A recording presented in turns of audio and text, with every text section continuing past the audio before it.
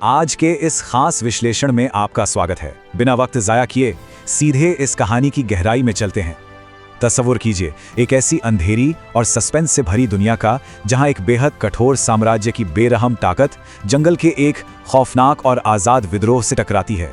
ये कहानी किसी high octane action thriller movie से बिल्कुल भी कम नहीं है। इस किस्से की शुरुआत होती है एक बेहद चिलिंग कोड से। जरा इस पर गौर कीजिए। एक बंदूक की गोली की कीमत 1 पाउंड स्टर्लिंग बताकर इंसानी जान को इतनी बेरहमी से देखना सच में ये रोंगटे खड़े कर देने वाला है। ये शब्द उस निर्दयी साम्राज्य की ठंडी और कैलकुलेटेड सोच को दर्शाते हैं। एक ऐसा निजाम जहां इंसानियत की कोई कीमत नहीं थी, बल्कि शासन का अहंकार ही सबसे ऊपर था। तो चलिए शुरू करते हैं पहला हिस्सा, द मशीनरी ऑफ एम्पायर। ये एक ऐसी ठंडी और बेजान दुनिया थी जो बेहद सख्त नियमों और डिसिप्लिन से बंधी हुई थी। अब इस शक्ति का अंदाजा आप इस आंकड़े यानी 75 से लगा सकते हैं। सोचिए, 75 उम्मीदवारों में से सिर्फ 3 लोगों को स्पेशल ऑफिसर के खिताब के लायक समझा गया। ये नंबर साफ बताता है कि इस शासन में ऊंचाइयों तक पहुंचने के लिए आपको किस हद तक निर्दयी और रूथलेस होना पड़ता था। कंपटीशन नहीं, ये दरअसल एक रूथलेसनेस का ही टेस्ट था। और यही हमारे 2 मेन किरदार आमने सामने आते हैं, एकदम किसी हाई बजट सस्पेंस फिल्म की तरह। एक तरफ वो महत्वाकांक्षी स्पेशल ऑफिसर है जो प्रमोशन की आग में जल रहा है और उस सख्त ब्रिटिश सिस्टम के हिसाब से मशीन की तरह काम करता है। वहीं दूसरी तरफ एक आजाद वाइल्ड हंटर है। उसका मकसद कोई प्रमोशन नहीं, बल्कि अपनों को आजाद कराने का एक नामुमकिन ख्वाब है। और उसका सबसे बड़ा हथियार ये घना जंगल खुद। 2 लोग, एक नामुमकिन शर्त। इस टकराव से जो माहौल बनता है ना, वो ऐसी मंजिल तैयार करता है जहां से लौटना बिल्कुल नामुमकिन है। उस अनजान खतरनाक हंटर को जिंदा पकड़ना ही उस ऑफिसर के अल्टीमेट प्रमोशन का अकेला रास्ता है। ये एक ऐसी जानलेवा रेस शुरू करता है जिसमें दोनों किरदार तेजी से एक दूसरे से भिड़ने की तरफ बढ़ते हैं। एक बिल्कुल edge of the seat cinematic suspense जहां हर गुजरने वाला पल धड़कनें तेज कर देता है।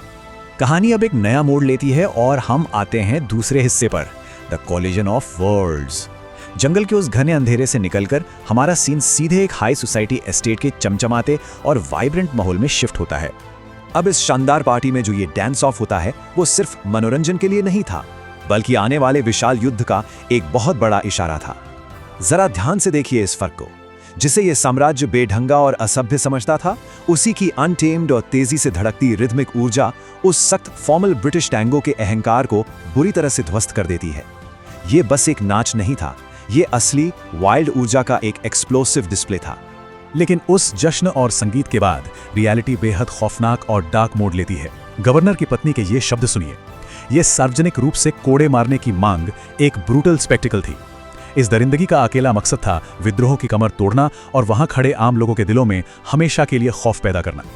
और ये सीन तो लिटरली आपकी सांसें रोक देगा। कांटों वाले उस कोड़े को पहले एक पत्थर पर आजमाया गया। उस बेहद दर्दनाक हमले के बाद भी हंटर घुटने नहीं टेकता। रोने, चीखने या भीख मांगने की बजाय वो आंखों में देखते हुए गाना गाता है। सोच कर देखिए इस लेवल का फिजिकल एंड्योरेंस। उसने शासन के इस डरावने खेल को आजादी की एक ऐसी चिंगारी में बदल दिया जिसे देखकर सब दंग रह गए।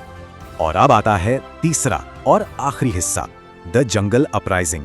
यहां से इस कहानी की पेसिंग अचानक किसी fast pace action movie trailer जैसी हो जाती है और हम वापस लौटते हैं उन्हीं खतरनाक और अंधेरे जंगलों में। अब जरा इस मास्टर टैक्टिकल असॉल्ट की टाइमलाइन पर नजर डालिए। रात ठीक 10 बजे अचानक कंपाउंड में घुसना, 10:15 पर जहरीले जानवरों के जरिए पूरा बायोलॉजिकल केओस फैला देना और फिर ठीक आधी रात को एक शानदार टैक्टिकल एम्बुश। ये सीक्वेंस किसी highly realistic top tier military operation की तरह था, जहां एक सेकंड जिंदगी और मौत का फैसला कर रहा था। तो इस आखिरी जंग में बाजी पलटी कैसे? एक तरफ 6 शिलिंग्स की वो महंगी इंपीरियल बंदूकें थीं जो अंधेरे में बिल्कुल बेकार और लाचार हो गई थीं, और दूसरी तरफ शांत, तेज और अंधेरे में चलने वाले जंगल के वो तीर। इन तीरों ने प्रकृति के साथ मिलकर साम्राज्य की उस भारी भरकम और महंगी मिलिट्री मशीन को पूरी तरह से तबाह करके रख दिया।